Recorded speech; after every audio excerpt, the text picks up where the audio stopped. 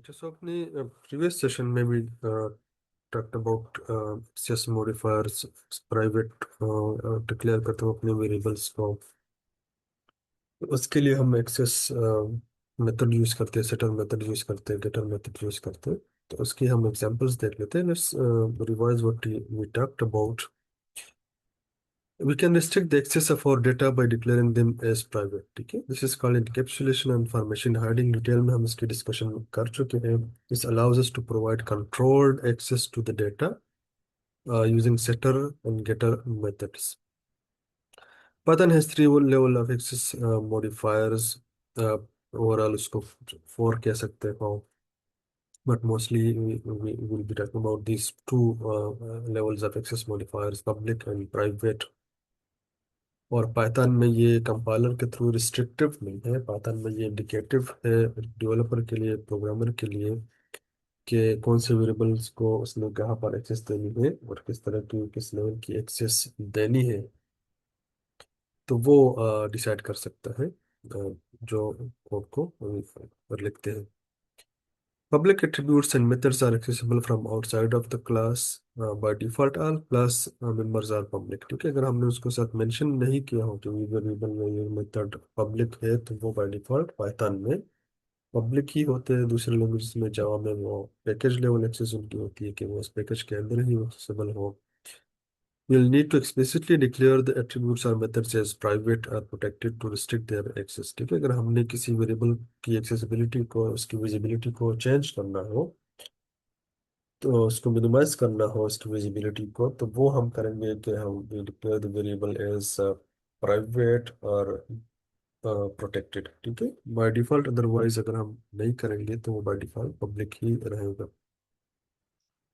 Protected member या data member protected attribute is accessible within the package in which the class is declared।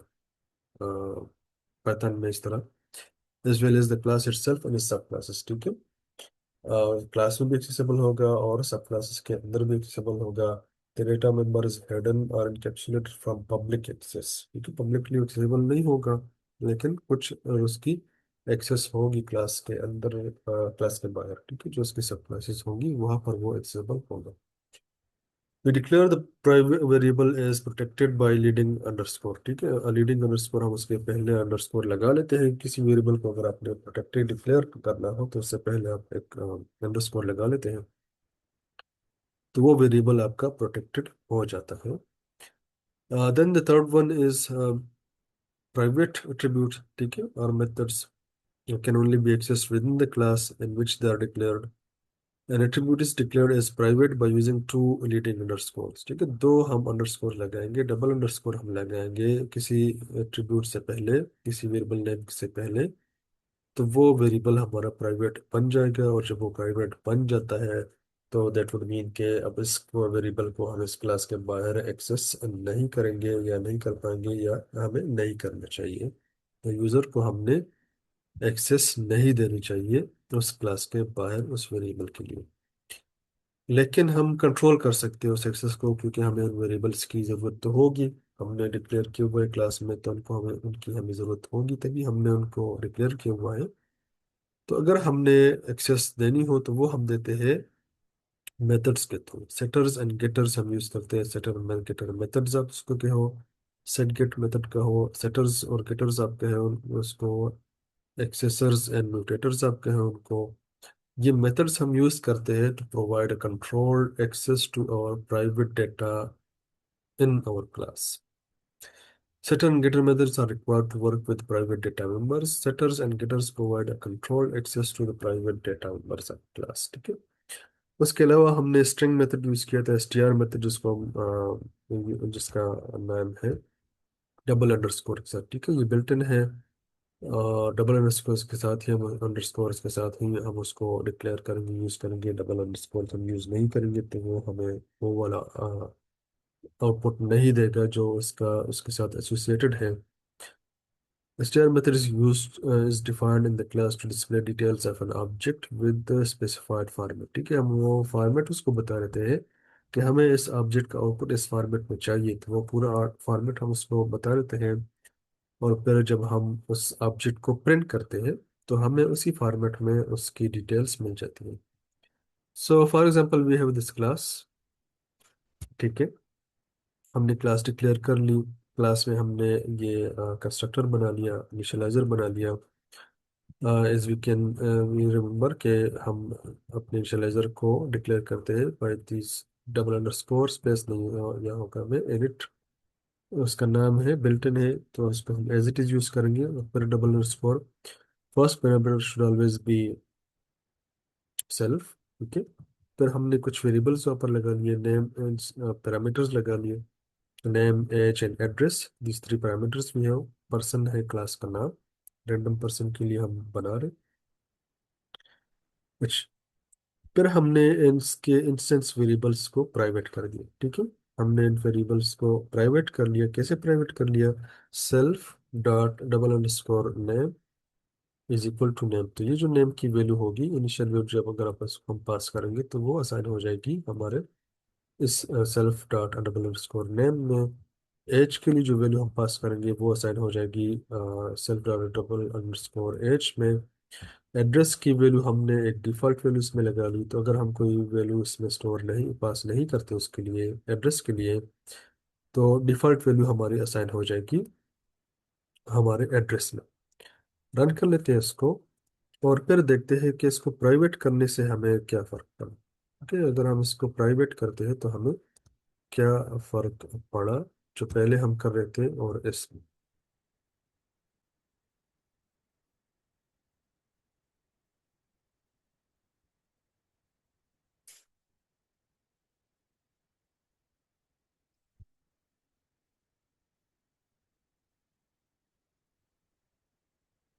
Class हमारी declare होगी। अभी हमने क्या किया कि ऑब्जेक्ट हमने बना लिया इस क्लास के लिए, P1 is equal to person, जो इसका सिंटेक्स है ऑब्जेक्ट क्रिएशन का। नेम की वैल्यू हमने पास कर दी, एज की वैल्यू हमने पास कर ली, और एड्रेस के लिए हमने एक नई वैल्यू पास कर ली, हार्ट की जगह हमने लंदन पास कर लिया। Now previously what we would be able to do कि हम इसको एक्सेस कर पा रहे थे। P1 डॉट लेट्स से आपने वेरिएबल बना लिया उसके लिए, और आप उसको यहाँ पर हम प्रिंट करते थे ऑब्जेक्ट के नेम के through. P1 dot double underscore name अगर हम करेंगे तो लेट्स सी कि हमें क्या इसका आउटपुट मिलता है। वो हमसे कहता है कि इसका इस कोई एट्रीब्यूट है ही नहीं, इस नाम का एट्रीब्यूट है ही नहीं। क्यों? क्योंकि अब हमने उस वेरिएबल को प्राइवेट कर लिया, और जब हमने प्राइवेट वेरिएबल्स की डिफिनीशन पढ़ी तो उसमें हमने कहा था कि we should not be able to access these variables from outside of the class. तो क्लास की जो हमारी बाउंड्रीज है, क्लास की जो बॉडी है, वो यहाँ पर ख़त्म हो जाती है। अब ये ऑब्जेक्ट हम क्लास के बाहर बनाते हैं, और इसको हम क्लास के बाहर अगर एक्सेस करने की कोशिश करेंगे इस प्राइवेट वेरिएबल को, तो ये एक्सेस नहीं होगा। कोई और इसके ऊपर हम ट्राई कर लेते हैं कि लेट्स से अगर हम डबल अंडरस्कोर्स के बगैर एक्सेस करने की कोशिश करेंगे।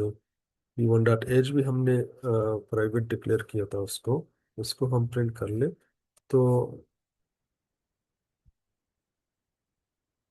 अगेन वो हमसे कहता है कि इस तरह का कोई एट्रीब्यूट नहीं है। तो वो जो हमने इनिशियली हम करते थे कि हम वेरिएबल्स डिक्लेयर कर लेते थे और फिर हम उसको एक्सेस करते थे, या पर हम प्रिंट करते थे, उनकी वैल्यूज हम चेंज करते थे। Let's see if you want to change the value of the address P1 dot, आपने उसको अगर वैल्यूज को चेंज करना हो किसी भी तरीके से, लेट्स से हम इसको वैल्यू चेंज कर लेते हैं। बंदा न्यूयॉर्क चला गया और फिर हम इसको प्रिंट करने की कोशिश कर लेते हैं। तो अब यहाँ पर लेट्स अगर आपको याद हो कि हमने कहा था कि पाइथन हमें उस तरह की रिस्ट्रिक्शन नहीं देता। लेट्स से अच्छा, तो हमने कहा था कि पाइथन हमें उस तरह रिस्ट्रिक्ट नहीं करता जिस तरह दूसरी लैंग्वेजेस है। अब यहाँ पर व्हाट वी डिड वाज कि हमने ऑब्जेक्ट बना लिया, P1 ऑब्जेक्ट हमने बना लिया, try to access this variables through this private variables through the object. वो हमें एरर दे रहा था, लेकिन व्हाट वी डिड कि हमने जब ये वैल्यू चेंज की तो वैल्यू यहाँ पर चेंज हो गई। अब यहाँ पर हमने ख्याल रखना है कि ये जो वैल्यू चेंज हुई है ये हमारे इंस्टेंस वेरिएबल की वैल्यू चेंज नहीं हुई। What has happened here is that a new variable has been created for us, और उस वेरिएबल में ये नई वैल्यू स्टोर हो गई है, और जब हम इसको प्रिंट करते हैं तो ये हमें नई वैल्यू शो करता है। इसको कंफर्म करने के लिए कि ये क्लास के वेरिएबल जो हमने इंस्टेंस वेरिएबल है उसकी वैल्यू चेंज हुई है, या ये एक नई वैल्यू क्रिएट हुई है, यहाँ पर हम इस अपनी क्लास को चेंज कर लेते हैं। जैसे मैं इसको कॉपी कर लेता हूँ अपने इस कोड को, जस्ट टू कंफर्म के जो ये हमें नई वैल्यू मिल रही है इसमें कंफ्यूजन हो सकती है। अब कंफ्यूजन ये है कि पाइथन, लेट से दूसरी लैंग्वेज में अगर आप वेरिएबल को इस तरह डिक्लेयर करें, जावा तो अलाउ ही नहीं करता कि आप क्लास के बाहर उसमें कोड बनाओ, इसको वेरिएबल बनाओ। लेकिन वो कंपाइलर आपको रिस्ट्रिक्ट करते हैं, पर कंपाइलर आपको कुछ नहीं बताता। लेकिन हमने अपनी तरफ से, अब यहाँ से हमने, लेट से यहाँ पर मैं एक स्ट्रिंग मेथड बना लेता हूँ।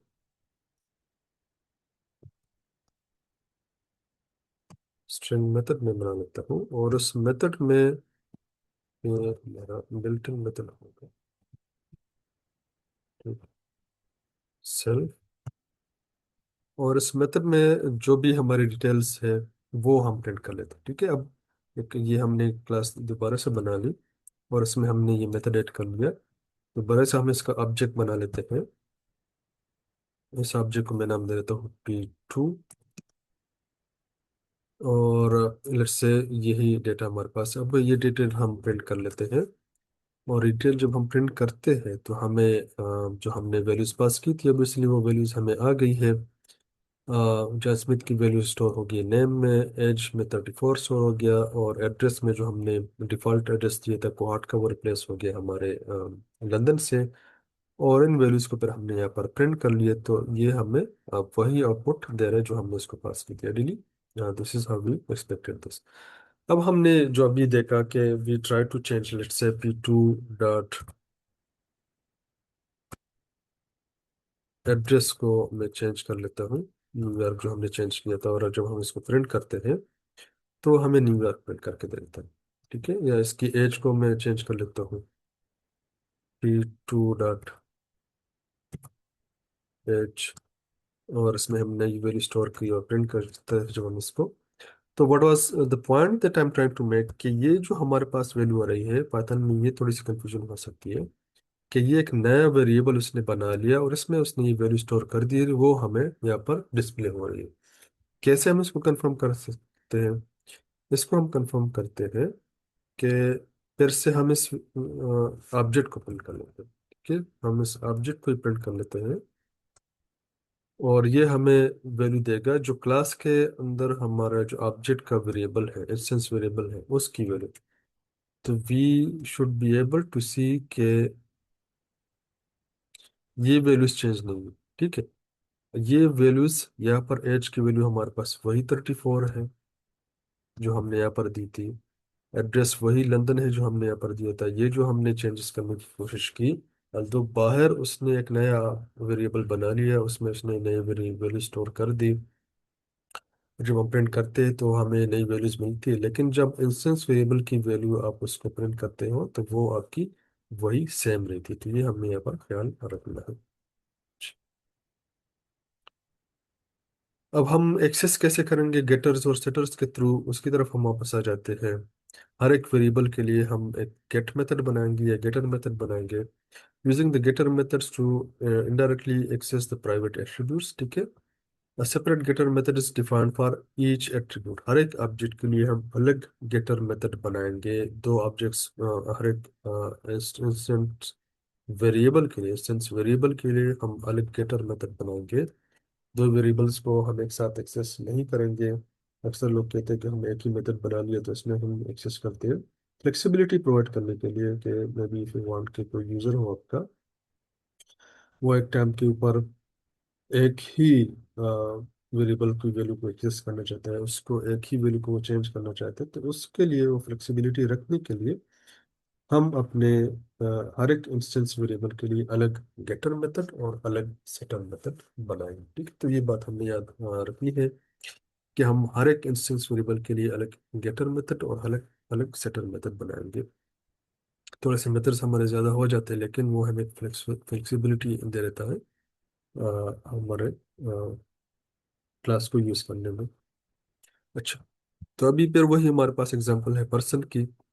ठीक है, पर्सन का हमने बना लिया इनिशियलाइजर, उसमें हमने पैरामीटर्स लगा दिए, पैरामीटर्स में हमने वैल्यूज लगा दी। अब हमने कहा था कि ये हमारे पास प्राइवेट है, और इसको हम रिकन्फर्म करेंगे कि जो हमारा इंस्टेंस वेरिएबल्स है उनका एक्चुअल वैल्यू चेंज नहीं होती, जो भी हमने देखा वो हम कंफर्म करेंगे गेटर के थ्रू भी।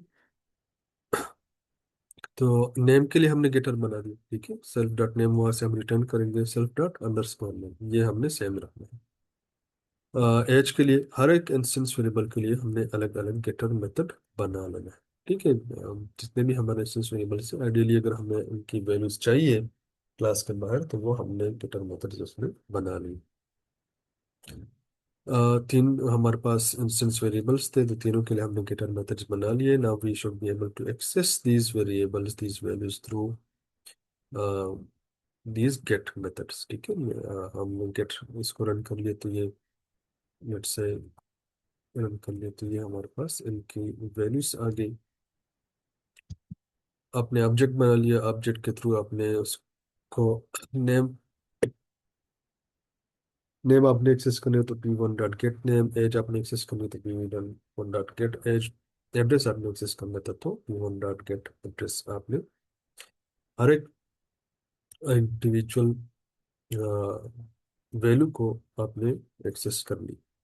अ, फिर हमने लेट से कोई वैल्यू आपने चेंज करनी हो, मॉडिफाई करनी हो, क्योंकि वो जो हमने मॉडिफाई करने की कोशिश की, कि एड्रेस हमने चेंज करने की कोशिश की लंदन से न्यूयॉर्क, तो वो जब हमने ऑब्जेक्ट को प्रिंट करके देखी तो फिर वो वही वैल्यू थी वहां पर।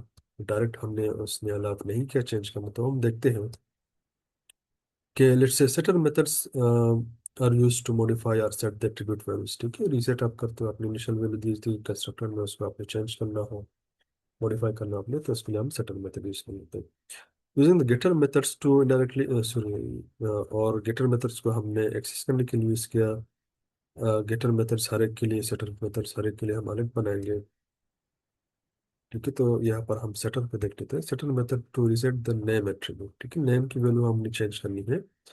इनिशियल आपने नेम दिया, आइडियली हम यूजुअली नेम को चेंज नहीं करता, लेकिन रेयर केसेस में लेट्स से आपने किसी वजह से अपना नेम चेंज करना हो या लास्ट नेम चेंज करना हो, तो वहां पर आप उसको रीसेट कर सकते हो, नई वैल्यू आप उसको दे सकते हो। और इसमें क्या होगा कि अगर हम कंपेयर कर ले इसको गेट के साथ, तो गेट में हमारे पास एक ही पैरामीटर है सेल्फ का, क्योंकि हमने कहा था कि क्लास के अंदर जो भी मेथड हम बनाएंगे उसमें सेल्फ का भी पैरामीटर हमारे पास लाजमी होगा। और फिर उसके बाद हमने लेट से ये गेट सेट मेथड बनाई है, तो सेट में हमारे पास एक दूसरा पैरामीटर वही होगा, जिसमें हम वो नई वैल्यू पास करेंगे जो हमने इस वेरिएबल को असाइन करनी है। हमने इनिशियल वैल्यू को ओवरराइट करना है, न्यू वैल्यू हमने पास करनी हो, तो वो हम इसमें पास कर लेंगे इसको। और यहाँ पर हम वो असाइन कर लेंगे, जो भी वैल्यू हमने यहाँ पर इसको पास की थी वो हमने असाइन कर ली। इसी तरह गेट को आपने रिटर्न कर लिया, यहाँ से गेट एज के थ्रू गेट को आपने रीसेट करना हो, एज की वैल्यू आपने चेंज करनी हो, यहाँ पर इसके ऊपर आप कंडीशन भी लगा सकते हैं। Let's say if age is less than 0, तो आपको प्रिंट करके दे दो कि age can not be negative. और अगर एज 0 नहीं है, तो वो आपको एज की नई वैल्यू असाइन कर दो। ठीक है, और उसमें ऊपर कंडीशन लगा सकते हो। हमने कह दिया था, कहा था कि हम उसको वैलिडेशन के लिए यूज करते हैं, तो यू वांट एज के नेगेटिव हमारे पास नहीं होता, इवन 0 एज भी नहीं होती, तो you want the value of age to be greater than 0 at least, के नेगेटिव या 0 एज हमारे पास नहीं होती, पॉसिबल ही नहीं है वैल्यू। अल्दो 0 एक वैलिड नंबर है, लेकिन एज के लिए वो एक वैलिड नंबर नहीं है। या वेट के लिए जमीन के ऊपर वो वैलिड नंबर नहीं होगा शायद। स्पेस में अगर आप जाए तो आपकी वेट 0 हो सकता है, लेकिन जमीन के ऊपर एज 0 नहीं हो सकता। तो जो आपने, सॉरी, वेट 0 नहीं हो सकता, एज भी 0 नहीं हो सकती, वेट भी 0 नहीं हो सकता, ग्रेविटी है यहाँ पर। अच्छा, तो आप वैलिडेट क्वेश्चन के लिए यूज कर सकते हो कि अगर आप किसी ने नेगेटिव वैल्यू इंटर कर दी या एज में 0 वैल्यू इंटर कर दी, तो आप उसको बता दें कि एज 0 नहीं हो सकती, और ये क्या करेगा कि आपकी जो ओरिजिनल वैल्यू है वो चेंज नहीं होगी, वो ओरिजिनल वैल्यू स्टोर होगी इसमें। एज। इसी तरह एड्रेस को आपने चेंज करना हो, आपने पुराना एड्रेस था आपने चेंज कर लिया उसको, तो इसको हम रन कर लेते हैं। क्योंकि हमने जब कोशिश की थी वहाँ पर एड्रेस को चेंज करने की, तो ऑल्दो हमें प्रिंट में तो आ गया था कि लंदन से वो न्यूयॉर्क हो गया, लेकिन जब हमने ऑब्जेक्ट की डिटेल्स प्रिंट की तो वो चेंज नहीं है। लेट्स से एक पर्सन है हमारे पास, एनल डोनाल्ड, मे भी कुछ लोग जानते हैं उनको, या कुछ पुराने अगर क्रिकेट के फैंस हो तो जानते होंगे उनको। एज 45 और साउथ अफ्रीका के वो है। एंड क्योंकि हमारे पास अभी इसमें ये एसटीआर मेथड नहीं है, तो by using the getter methods हम इनको एक्सेस कर लेते हैं, उनकी सारी डिटेल्स हमने एक्सेस कर ली। देन यू वांट के वो शिफ्ट हो गए न्यूयॉर्क, सॉरी लंदन में भी, साउथ अफ्रीका से। तो आप, और एज उनकी ज़्यादा हो गई है, तो एज हमने चेंज कर ली 45 से 50। और एड्रेस हमने चेंज कर लिया साउथ अफ्रीका से यूनाइटेड किंगडम। और अभी जब हम इसको प्रिंट करेंगे डिटेल्स को, तो हमें ये नई वाली डिटेल्स आएंगी, एज अपोज टू के जब हमने लास्ट टाइम चेंज करने की कोशिश की थी। और अभी इसमें हम एस टी आर मेथड भी लगा लेते हैं, उसके थ्रू भी हम ये कंफर्म कर लेते हैं कि अगर हमने इन वैल्यूज़ को चेंज करना हो और अपडेटेड वैल्यूज़ हमने लेनी हो, तो वो हम आप मेथड के थ्रू ही कर सकते हैं, सेटल मेथड के थ्रू ही कर सकते हैं, डायरेक्ट हम उसको नहीं चेंज कर सकते। तो लेट्स से हमारे पास अगेन वही डिटेल्स रिपीट हो रही है विद न्यू एडिशंस। तो we have this class person, और वी हैव दीज एट्रीब्यूट्स, और हमने एट्रीब्यूट्स को प्राइवेट कर लिया, पर हर एक एट्रीब्यूट के लिए हमने गेटर मेथड बना लिया to try and access the value of that attribute. फिर हमने सेट मेथड बना लिया to try and modify the value, initial value जो हमने उसको दी थी वो हमने उसमें दे दी। सेट मेथड बना लिया उसके लिए। वैलिडेशन के लिए भी हम इसको यूज़ कर सकते हैं, यहाँ पर लेट से फिर से इफ कंडीशन लगा लेते हैं, if age is less than 0, तो फिर आपने उसमें बता देना है कि age can not be less than 0। और ठीक है, फिर इसको हम यहाँ से स्टार्ट करेंगे। इंडेंटेशन का हमने ख्याल रखना है पाइथन में, ठीक है। पाइथन में अगर हमने पीस ऑफ कोड को किसी ब्लॉक ऑफ कोड में ऐड करना हो, तो लेट्स से प्रिंट एसोसिएशन है इफ के साथ, तो it should be indented like this, four spaces है।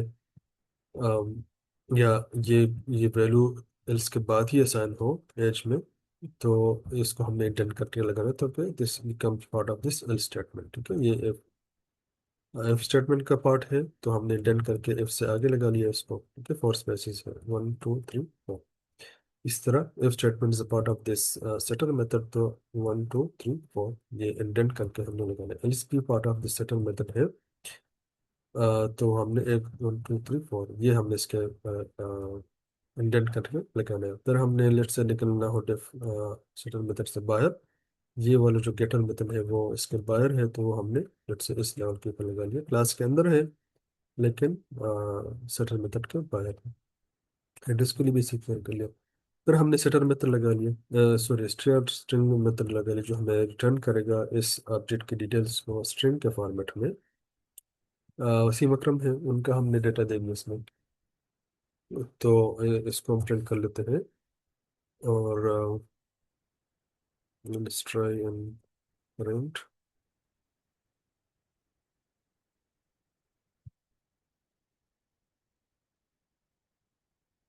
the details of,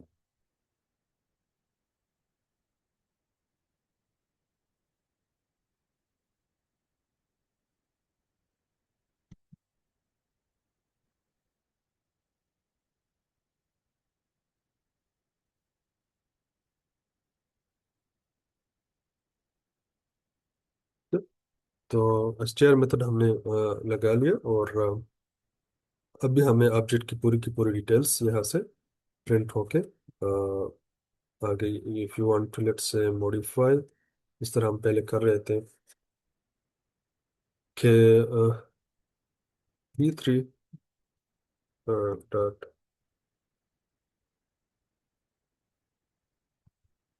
set age, let's say age को आपने 60 कर लिया, ठीक है, और प्रिंट एज आपने कर लिया।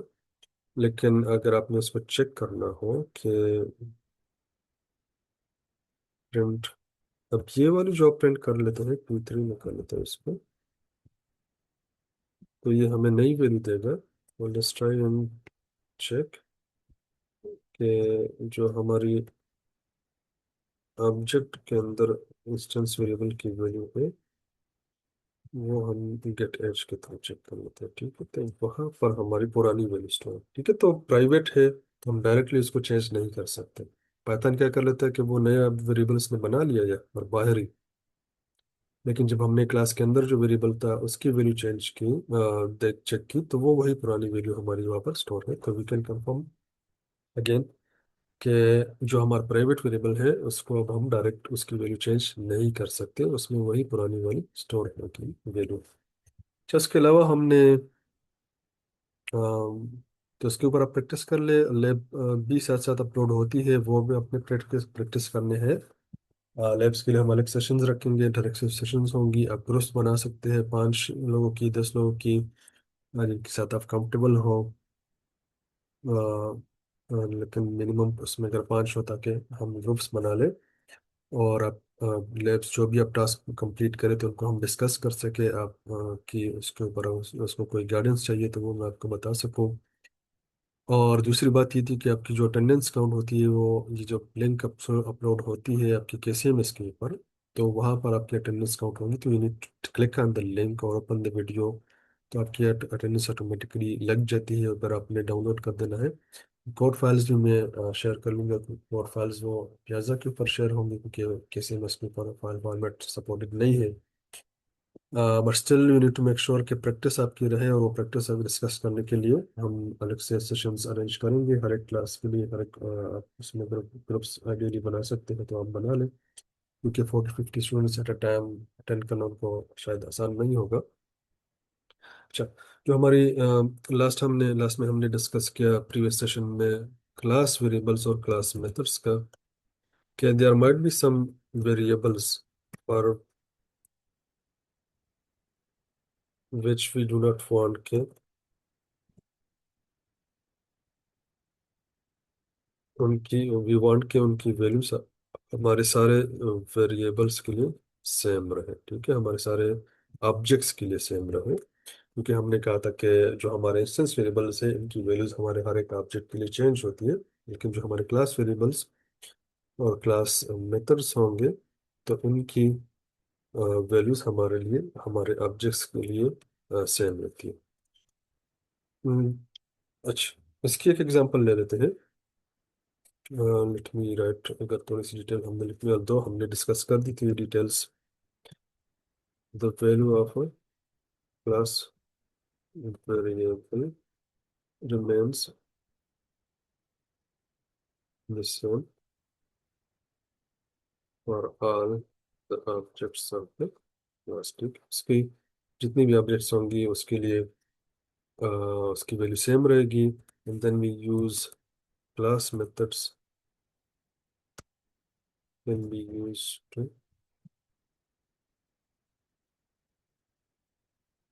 Class variables. ये हमने से जो जो क्लास वेरिएबल्स है इनमें हम इंस्टेंस वेरिएबल्स को एक्सेस नहीं करती हुई हमने। बाकी जब आगे हमारे यूज में आएगा तो उनको हम और भी जो इसके रूल्स हैं वो साथ साथ डिस्कस करेंगे, लेकिन जल्दी से एक एग्जांपल इसकी देख लेते हैं। Let's say you want to count the number of objects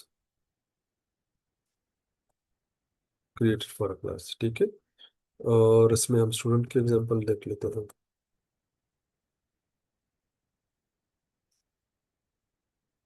student है हमारे पास, और यहाँ पर हमने एक काउंटर लगा दिया। ठीक है, हमने काउंटर लगा लिया, और इस काउंटर को हम इंक्रीमेंट करते हैं यहाँ पर अपने कंस्ट्रक्टर में। कंस्ट्रक्टर में हम उसको क्यों इंक्रीमेंट करते हैं? क्योंकि वी वांट के क्योंकि जब भी हमारा ऑब्जेक्ट बनता है, ठीक है, ऑब्जेक्ट जब क्रिएट करता है तो वी अंडरस्टैंड के उस टाइम के ऊपर हम कंस्ट्रक्टर को कॉल करते हैं। जब हम ऑब्जेक्ट क्रिएट करते हैं तो हम अपने कंस्ट्रक्टर को कॉल करते हैं, और जब वो कॉल होगा तो हमारा जो अकाउंट है वो इंक्रीमेंट हो जाए। तो इससे हमें पता चलेगा कि हमने कितनी ऑब्जेक्ट्स क्रिएट की है अपनी क्लास की। लेट्स से अगर आपने मालूम करना हो कि आपकी क्लास में कितनी स्टूडेंट्स हैं, तो आप यहाँ से वो मालूम कर सकते हैं। और लेट्स से आपने नंबर ऑफ स्टूडेंट्स मालूम करने हो, लेट्स से आपने कोई आपने जितने भी आपके क्लास के स्टूडेंट्स हो वो आपने यहाँ पर ऑब्जेक्ट्स, लेट्स से मैंने भी 2 ऑब्जेक्ट्स बना लिए, और आई वांट टू नो कि कितने इस क्लास में स्टूडेंट्स हैं। तो कितने ऑब्जेक्ट्स मैंने इस क्लास के बना लिए, तो वो हम इस क्लास वेरिएबल के थ्रू बना सकते हैं। एक एग्जांपल हमने उसमें डिस्कस की थी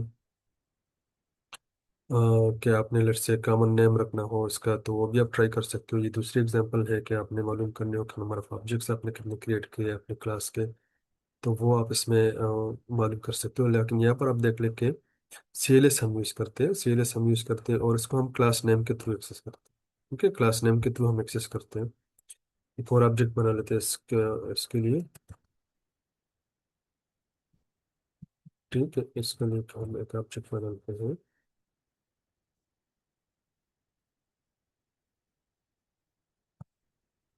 और अभी मालूम कर लेते हैं कि कितने हमारे ऑब्जेक्ट्स हो गए। तो ये वी कैन से कि जितने हम ऑब्जेक्ट्स इसके लिए बनाते जाते हैं,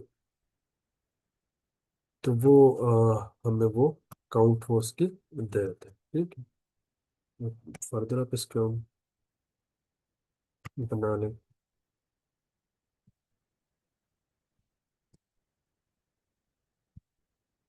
ठीक है, तो वो आपको उसके काउंट बता देते हैं।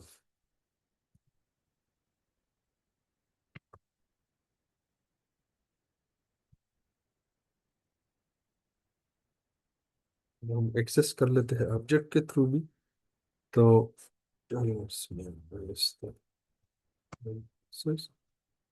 ऑब्जेक्ट के थ्रू भी हम एक्सेस कर सकते हैं, क्लास नेम के थ्रू भी हम एक्सेस करते हैं। ठीक है, तो ये एक हमें एडिशनल यहाँ पर डिटेल थी कि कुछ इंस्टेंस वेरिएबल्स और इंस्टेंस मेथड्स हमारे ऑब्जेक्ट के साथ एसोसिएटेड होते हैं, और फिर हमने अगर जनरल मेथड्स बनाने हो, लेट्स हाँ जनरल, जो पूरी ऑब्जेक्ट्स के लिए हम ये वांट कि उनकी वैल्यू सेम रहे, तो वो हम क्लास वेरिएबल्स और क्लास मेथड्स के साथ कर सकते हैं। ठीक है, तो try this in your own time, और फिर हम इसको डिस्कस करेंगे, अरेंज करेंगे हम स्पेशल सेशंस, इंटरेक्टिव सेशंस। अगर आपने ये टास्क कंप्लीट कर लिए, तो ये साथ में इसके लैब वीक 6 भी अपलोड होगा। लैब वीक 5 और 4 पहले से अपलोडेड है आपके किसी में, इसके ऊपर आप जाकर वहाँ पर चेक कर लें इनको। और लैब वीक 6 का टास्क भी अपलोडेड है। तो ये आपने मेक श्योर कि आप इन टास्क को कंप्लीट कर लें, और फिर हम उनको डिस्कस करेंगे। ठीक है, see you next time in next lecture इंशाल्लाह।